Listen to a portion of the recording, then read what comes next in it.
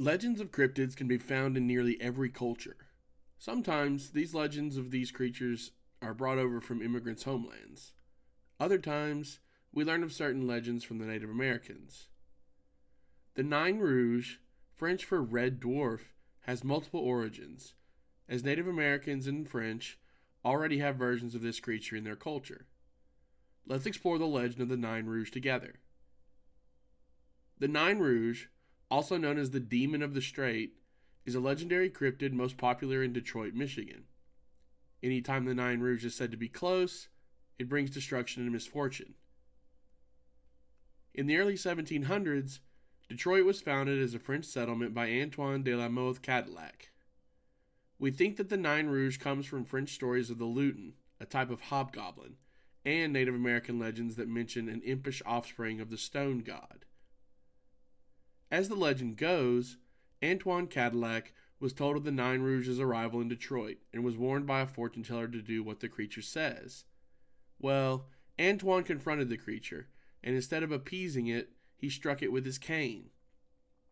Immediately after this, bad luck began to befall him.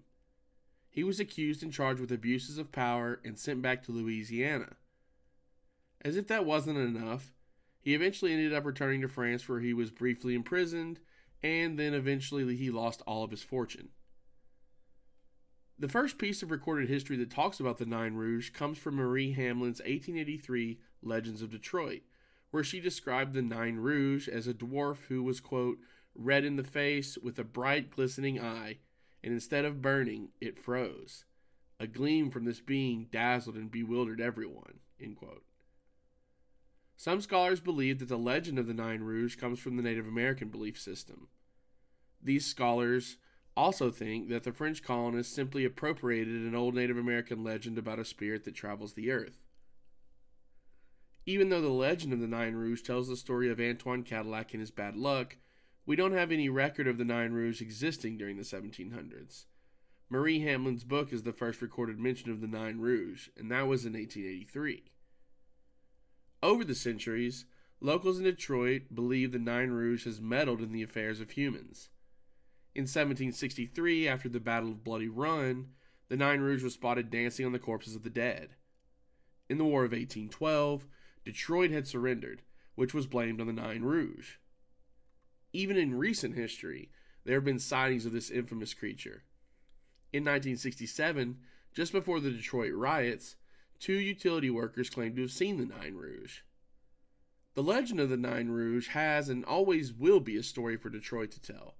Not only do they tell the story, they keep the story alive every year by having a community parade.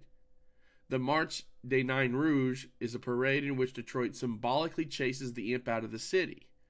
According to tradition, parade goers dress up in different costumes every year so that the Nain Rouge doesn't know who cast him out of the city.